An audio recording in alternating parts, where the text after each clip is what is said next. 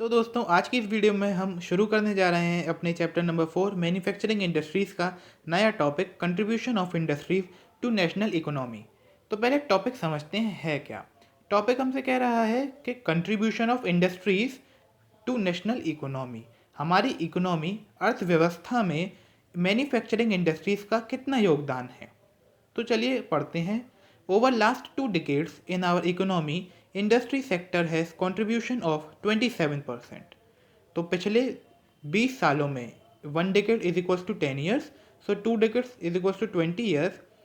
पिछले 20 सालों में हमारे देश की इकोनॉमी में जो इंडस्ट्री सेक्टर है उसका टोटल 27% का कंट्रीब्यूशन है।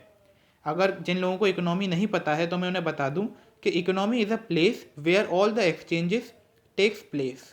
तो यानी कि वो जगह जहाँ पर पैसों की लेन देन होती है। तो वहाँ पर 27% हमारी मैन्युफैक्चरिंग इंडस्ट्रीज़ का योगदान है। परंतु but manufacturing industries only contribute for 17% out of this 27%। अब इस 27% में से जो मैन्युफैक्चरिंग इंडस्ट्रीज है ना उनका सिर्फ 17% ही योगदान है, क्योंकि the left 10% industries includes quarrying, electricity, mining. क्योंकि जो 27% में से बची हुई 10% हैं वो मैन्युफैक्चरिंग इंडस्ट्रीज नहीं है। इंडस्ट्रीज तो हैं पर मैन्युफैक्चर नहीं करती हैं कुछ, जैसे कि क्वेरिंग इंडस्ट्री हुई, इलेक्ट्रिसिटी की इंडस्ट्री हुई या माइनिंग की इंडस्ट्री हुई। तो ये इंडस्ट्रीज़ में तो आती है पर मैन्युफैक्चरिंग इंडस्ट्रीज़ नहीं है। इसलिए मेन जो हमारा टॉपिक है मैन्युफैक्चरिंग इंडस्ट्रीज़, तो उनका सिर्फ हमारी इकोनॉमी में हम कहेंगे 17% का कंट्रीब्यूशन है। अब ये कम है या ज़्यादा है तो समझते हैं। This is much low as compare to some East Asian economies. तो ये अगर हम कुछ ऐसे कंपेयर करें ईस्ट एशियन इकोनॉमीज़ से, यूरोप से, रशिया से, तो हमारा काफ़ी कम है ये। जैसे देखा जाए तो उन कंट्रीज़ में 25% या 30% हमें ये देखने को मिलता है। अब मुद्दा ये आता है कि इसका इतना होना ठीक है या नहीं है, कि हमारी कंट्री में सिर्फ 17% है तो ये बहुत है या नहीं है। तो मैं आपको बताऊं कि हमारी कंट्री में अभी इतना कम भी नहीं है लेकिन इतना ज़्यादा भी नहीं है। तो अभी हमारी कोशिश यही रहनी चाहिए कि हम इसको और बढ़ाएं, बिकॉज हम मैन्युफैक्चरिंग इंडस्ट्रीज़ को कंसीडर करते हैं as a development, backbone of development. अब चलिए जरा इसको डिटेल में एनालाइज करते हैं। तो trend of growth rate in manufacturing industries is about 7%। जो ट्रेंड रहा है ग्रोथ रेट में किस हिसाब से ग्रोथ होती है पर ईयर, तो वो 7% पर एनम का है, यानी कि 7% हर साल ग्रोथ होती है। और इसी हिसाब से हमने डिजायर्ड जो ग्रोथ रेट कर ली थी कि हम कुछ सालों में अचीव करेंगे पर एनम की, वो 12% पर एनम की हमने लगाई थी। पर अब कोरोना आ गया तो कोरोना से 2 साल से काफ़ी ज़्यादा इम्पैक्ट पड़ा इन सभी इंडस्ट्रीज़ को। तो अब जो हमारी ग्रोथ रेट है प्रेजेंट की वो सिर्फ 3 to 4% रह गई है। तो पहले तो हमें अब 7% ही अचीव करनी होगी, लेकिन धीरे धीरे हो जाएगा। अब आगे देखें तो since 2003 manufacturing is once again growing at the rate of 9 to 10%। तो 2003 के बाद से मैन्युफैक्चरिंग इंडस्ट्रीज ने अच्छा दोबारा ग्रो करना शुरू करा है। जैसे 9 से 10%, कभी 9 किसी साल में, कभी 10% या किसी में कम। तो ऐसे हमारा जो एवरेज निकल के आ रहा था वो 7% था, बट अब ये कम रह गया है काफ़ी। अब आगे क्या करना चाहिए हमें, जो है ठीक है कोई बात नहीं, आगे देखते हैं।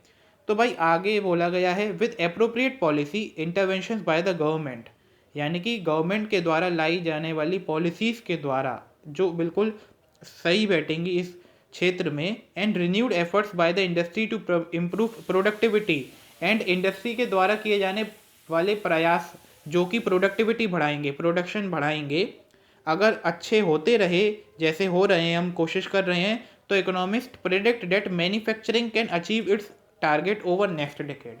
तो जो इकोनॉमिस्ट होते हैं उन्होंने ऐसा प्रेडिक्ट करा है कि हम ये 12% की रेट वाला टारगेट भी अगले 10 सालों में पूरा कर लेंगे।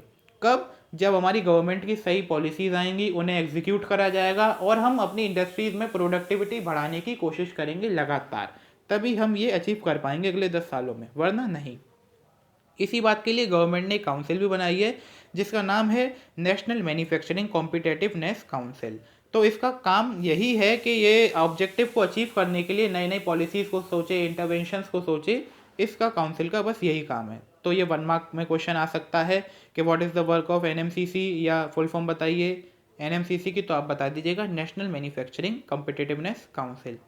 इसी के साथ हमारा contribution of industry to national economy खत्म होता है। एक बार दोबारा पूरा टॉपिक रिकॉल कर लेते हैं। तो शुरू में हमने देखा कि हमारी इकोनॉमी में कितना कंट्रीब्यूशन है इंडस्ट्रीज़ का, तो टोटल कंट्रीब्यूशन आया 27%। अब इसमें से मैन्युफैक्चरिंग इंडस्ट्रीज़ का कितना कंट्रीब्यूशन है, तो वह है सिर्फ 17%, क्योंकि बाकी की जो 10% इंडस्ट्रीज़ हैं वो इलेक्ट्रिसिटी की हैं, एक्वायरिंग की हैं, माइनिंग की हैं, जिनमें कुछ मैन्युफैक्चर नहीं होता है। अब ये कम है या ज़्यादा है, तो ये हमारा अभी देखा जाए तो कम ही माना जाएगा, उतना भी कम नहीं है लेकिन कम है, तो इसलिए हमें इसे बढ़ाने की कोशिश करनी चाहिए, क्योंकि अदर कंट्रीज़ में यही परसेंटेज 25 से 30% में लाई करता है। फिर हमने देखा इसकी एनालिसिस, तो हमारी जो ग्रोथ रेट पर एनम की एवरेज आ रही थी वो अभी तक आ रही थी 7%, बट कोविड के बाद अभी ये और कम हो गई है, 3 to 4% रह गई है। और हमें अचीव जो हमने टारगेट लगाया था वो था 12% का। बाकी 2003 के बाद से मैन्युफैक्चरिंग ने दोबारा अच्छे से ग्रो करना शुरू करा था और रेट हमारा 9 to 10% भी आ रहा था।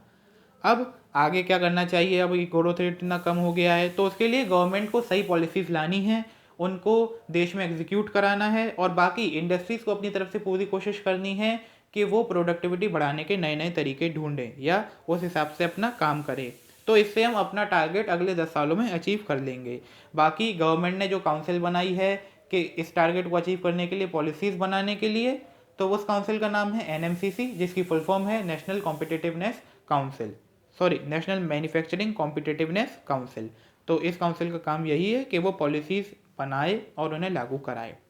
तो अगर आपको ये वीडियो अच्छी लगी हो और ये टॉपिक सच में समझ आया हो, तो प्लीज़ इस वीडियो को लाइक करिएगा, मेरे चैनल को सब्सक्राइब कीजिएगा, और आगे मैं ये पूरा चैप्टर अपलोड करने वाला हूँ, तो प्लीज़ वेट करते रहिएगा। और अगर कोई भी किसी प्रकार का भी डाउट हो तो आप डिस्क्रिप्शन में मेरी ईमेल आईडी है, वहाँ पर दे सकते हैं, वरना कमेंट बॉक्स में तो मैं रिप्लाई कर ही दूँगा।